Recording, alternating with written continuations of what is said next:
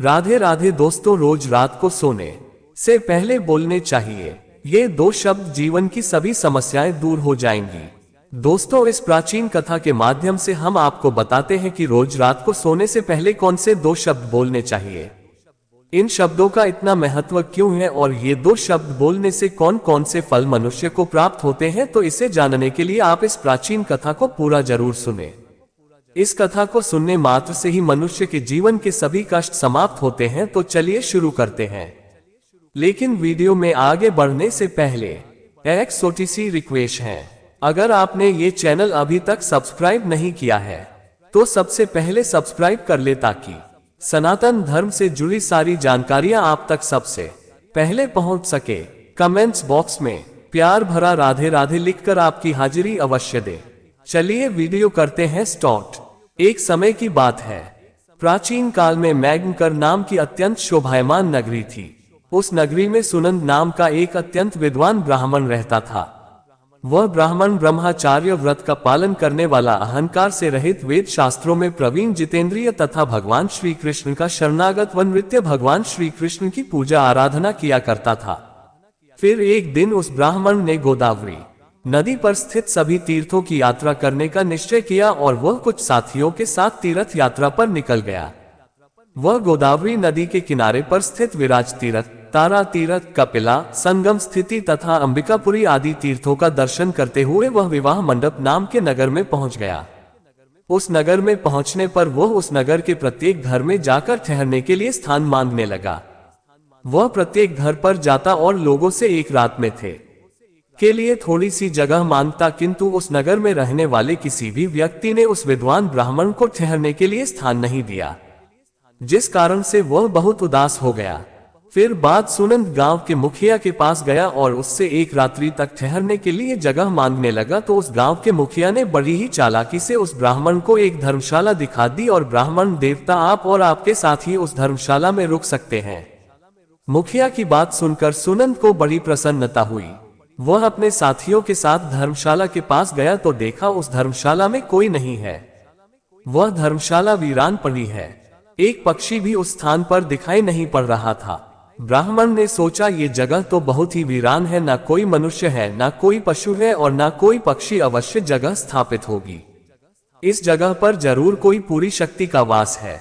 इतना सोचते हुए भगवान का नाम लेते हुए उस धर्मशाला में रहने के लिए चला गया। ब्राह्मण और उसके सभी साथी उस धर्मशाला में रात्रि के लिए सो गए। फिर दूसरे दिन जब वह सुनंद ब्राह्मण उठा तो वहां का दृश्य देखकर उसे बड़ा आश्चर्य हुआ। उसके सभी साथी गायब थे, कहीं पर भी कोई नजर नहीं आ रहा था। उस सुनंद ने चारों ओर देखा, लेकिन उसे कोई भी नजर नहीं आया। उसने आवाज भी लगाई, लेकिन किसी ने कोई जवाब नहीं दिया। सुनंद बहुत दुखी हो गया।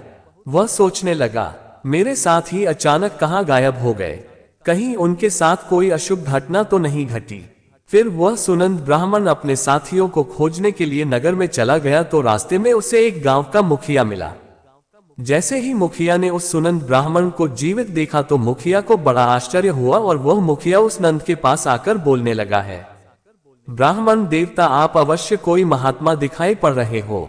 आप दीर्घायु और मनुष्यों में सर्वश्रेष्ठ कोई पवित्र आत्मा हो। वह ब्राह्मण अकेला ही उस धर्मशाला से जी भर आया था, जिस कारण से मुखिया को लगा यह अवश्य कोई महान व्यक्ति है, जिसके पास अवश्य कोई विद्या या फिर कोई महामंत्र है, जिसका जाप करने से यह ब्राह्मण जी महाराज। फिर मुखिया ने उस ब्राह्मण से प्रार्थना की और उसे अपने गांव में ठहरने के लिए मनाने लगा। ये ब्राह्मण देवता, जब तक आपके साथ ही नहीं मिल जाते आप हमारे साथ, मैं आपकी सेवा करूंगा। ऐसा कहकर उस मुखिया ने उस ब्राह्मण को अपने घर में स्थान दिया और उसकी बड़ी सेवा करने लगा। फिर कुछ दिन बीतने के बाद वह मुखिया उस ब्राह्मण के पास रोता हुआ आ गया और कहने लगा, हे ब्राह्मण देवता, रक्षा करो। कल रात में एक राक्षस ने मेरे पुत्र को छुपा लिया है। मेरा पुत्र बड़ा ही गुणवान और भक्तिमान था। उस मुखिया की ऐसी बात सुनकर सुनंद ब्राह्मण ने पूछा, है भाई, कहाँ है राक्षस? इस प्रकार से उस राक्षस ने तुम्हारे पुत्र का भक्षण किया है। मुझे बताओ वह राक्षस कहाँ रहता है, मैं अवश्य तुम्हारी सहायता करने का प्रयास करूंगा। वह मुखिया कहने लगा कि ब्राह्मण देवता, इस नगर के पास जंगल में एक बड़ा भयंकर नरभक्षी राक्षस रहता है। वह रोज रात को आकर इस नगर के मनुष्य को खा लिया करता था। फिर एक दिन समस्त नगरवासियों ने उस राक्षस से विनती की कि वह इस नगर के लोगों को ना खाए। हम तुम्हारे लिए भोजन की व्यवस्था कर देते हैं। जो भी लोग बाहर से इस गांव में रुकने के लिए आते हैं, उन्हें हम उस धर्मशाला में रुकने को कहेंगे और तुम उन लोगों को खा लेना। उस राक्षस ने हम नगरवासियों की बात मान ली और जो भी रात को उस धर्मशाला में रुकता है तो वह राक्षस उन्हें खा लेता है। हमने अपने नगरवासियों की जान बचाने के लिए ही है। ब्राह्मण देवता, आप अपने साथियों के साथ इस नगर में पधारे और हमने आपको उस धर्मशाला में रुकने के लिए कहा ताकि वह राक्षस आपका और आपके साथियों का भक्षण कर सके। किंतु उस राक्षस ने आपको छोड़कर आपके सभी साथियों को खा लिया। कृपया आप मुझे क्षमा करें। मैंने नगरवासियों के प्राण बचाने के लिए ही ऐसा किया, किंतु उस दिन उस राक्षस ने आपको छोड़कर सभी को खा लिया। तभी मैंने जान लिया कि आप कोई महात्मा है। यहां से कहता है, ये ब्राह्मण देवता, कल रात को मेरे पुत्र का एक मित्र आया था, किंतु मैंने उसे पहचाना नहीं और उसे भी ठहरने के लिए कुछ धर्मशाला में भेज दिया। फिर जब मेरे पुत्र को पता चला कि उसका मित्र धर्मशाला में रुकने के लिए गया है तो वह भी उससे मिलने के लिए चला गया और रात को उस राक्षस ने मेरे पुत्र को भी खा लिया। फिर वह ब्राह्मण कहता है, हे भाई, वह राक्षस कहां पर रहता है? तुम मुझे उसके पास लेकर चलो। मैं उस राक्षस से कहकर तुम्हारे पुत्र को लौटाने के लिए कहता हूं। फिर वह मुखिया उस ब्राह्मण को लेकर उस जंगल में चला जाता है जहां पर वह महाभयंकर दुष्ट राक्षस रहता था। उस राक्षस के पास जाने पर वह मुखिया रोता हुआ उस राक्षस से कहने लगता है कि दुष्ट राक्षस, तूने मेरे पुत्र को क्यों खा लिया? मेरे पुत्र को अब वापस लौटा दो। वह राक्षस कहने लगा, हे मनुष्य, तुम्हारा पुत्र भी उस धर्मशाला में था, इसी कारण से वह भी अन्य लोगों के साथ मेरा ग्रास बन गया।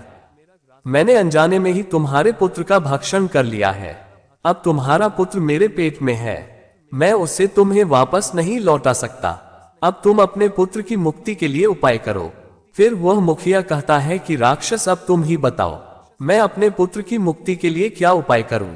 उसका मृत शरीर भी मेरे पास नहीं है, तुमने उस चबा लिया है। मैं अपने पुत्र के शरीर को कैसे प्राप्त करूं? फिर वह राक्षस कहने लगता है, इसके लिए मैं तुम्हें उपाय बताता हूं। इस नगर में एक ब्राह्मण देवता गुजरात में एक मंत्र का जाप कर रहे थे, जिस कारण से मैं उन्हें खा ना सका।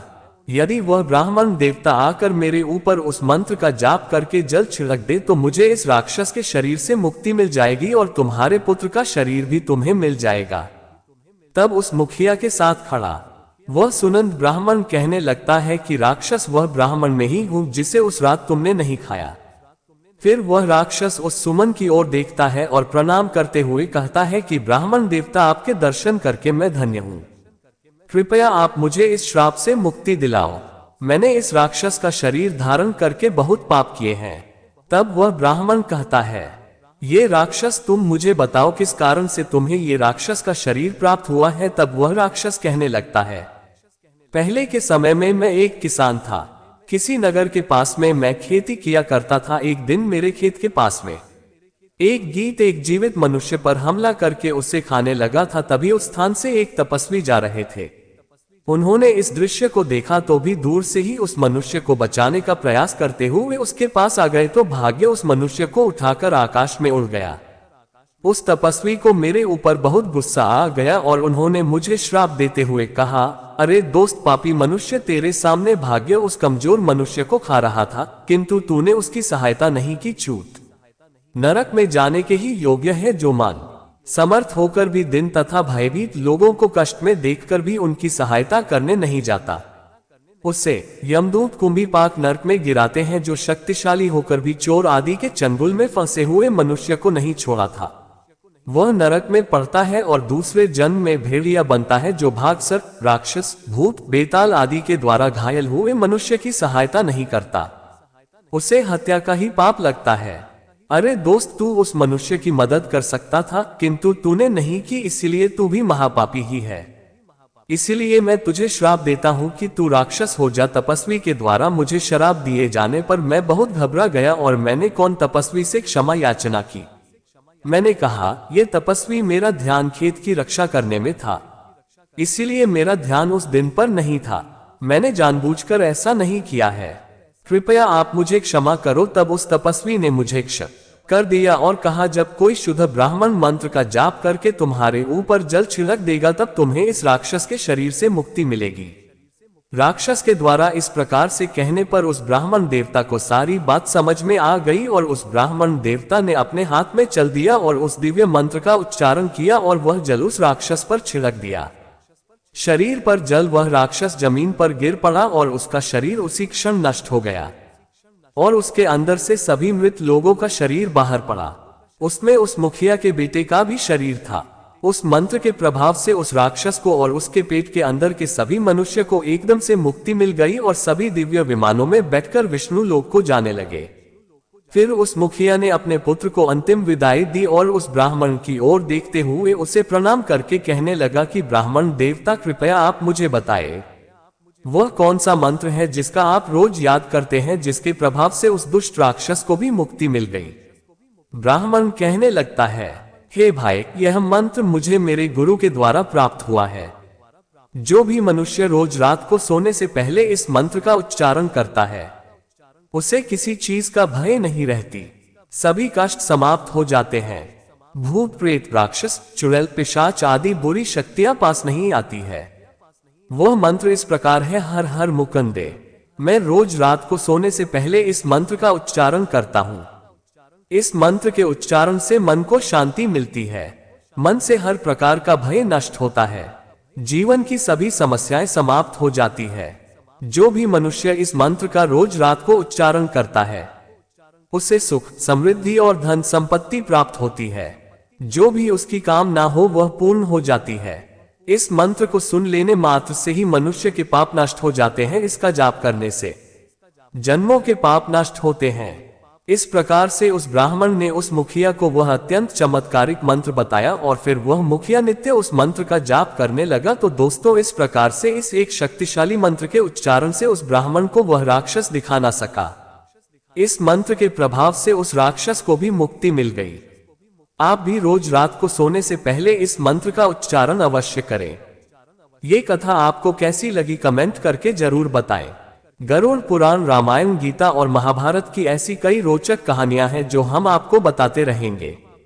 हमसे जुड़े रहने के लिए हमारे चैनल को सब्सक्राइब कीजिए। आपका बहुत बहुत धन्यवाद।